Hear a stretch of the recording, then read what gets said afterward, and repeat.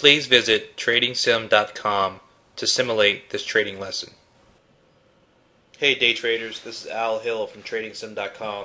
Today we're going to be talking about gap fillers, right? So what's a gap filler? So a gap filler is when you have a move up or down, price action kind of stalls out, comes down and fills the gap.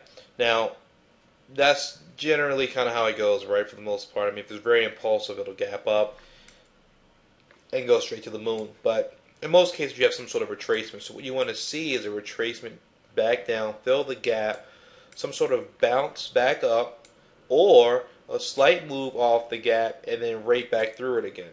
That shows you that the gap will not hold. And then you're going to actually have all of the bulls or novice traders, right? All the guys up here that bought into this bounce, they're going to quickly realize that they're on the wrong side of the market. It's going to roll, and then now they're down, but they're still waiting for it to come back. And then that kicks off another spark of selling once it actually goes through the gap. So what you want to do is position yourself so that you're short on this break of the gap the second time. Not the first, but the second time. So let's fast forward here. We're looking at ticker STX, so Seagate Technology, from June 21st. So you see here, right, you have let's zoom in a little bit. Boop. All right, you have a gap, quickly gives it up, all red bars, I mean straight down, right? You come in, you fill this gap, and now you kind of come off the gap a little bit. So what you want to do here is you want to put a short order right below 1530. If we can get a candle or two here to kind of hold it up, right? So now I think that the trying to do something here, but they can't hold it, right? Another red candle looks like.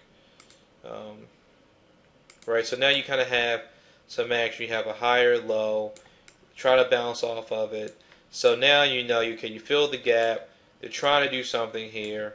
And look at this volume here, right? Higher volume on the previous day's close than on the opening of the gap. So not a lot of strength of this move either.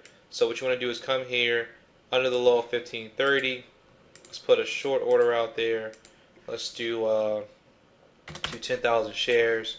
And let's do that at a low of, let's say 1528. Give it a little bit of a range to 1525 maybe for the short order. So let's put that out there. Alright, so if we can break down through this, we can take a short position here. Worst case 1525. Hopefully be a little higher. So let's fast forward here. Alright, so immediately coming back down through it. Alright, boom. We're in at 1526. Alright, 10,000 shares.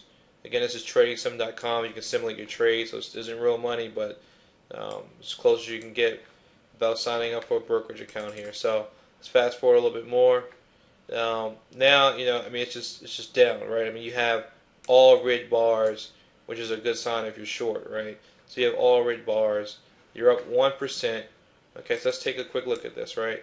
So you get in approximately around 10:10 a.m. Now you're down to 10:40, so about 30 minutes, $1,300. Now, this is the thing, right? Odds are you're going to cut through this whole number here. You know, as you're coming down, you're challenging the 15 number. Now, whole numbers are always a good point to get out, right? If you're looking to clear the books. So here you would have made approximately $3,000 in a little over, I don't know, what, 30-40 minutes.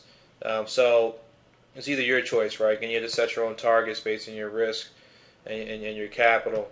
But for this one, for just illustration purposes, we're just going to let this play out, right? Because you see there's so many candles that are red in here.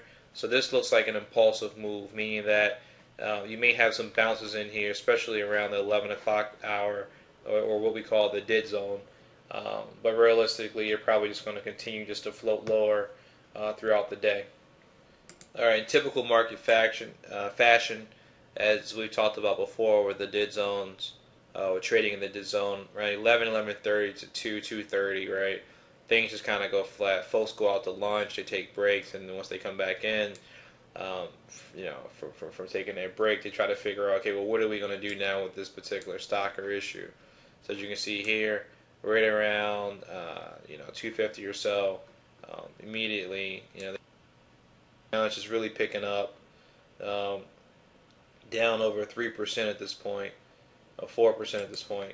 And you can see here off 10,000 shares. Now again, it's approximately $150,000. Not saying that everyone will have that kind of money, but this just kind of shows you that if you have not a terrible amount of capital, we're not talking millions here, but if you have, a couple 100,000, you can really do some serious damage in the market. I mean, you have $5,500, from a position you put in at 10 o'clock in the morning. So approximately 4 to 5 hours, you make this kind of cash. So, rule of thumb for me, I try to look for these whole numbers or 50-cent increments when it's under $20. That's a good spot to get out. So here, the stock's just really weak here. Really just having trouble.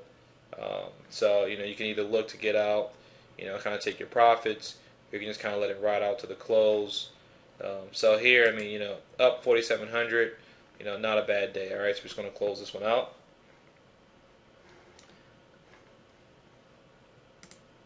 All right, so out of there at market. So again, you want to look for stock that goes in a certain direction, quickly gives it up, fills the gap, either stalls after filling the gap or has a little minor move back up, and then you want to short or buy long directly below where the gap was filled, and then just ride the trend.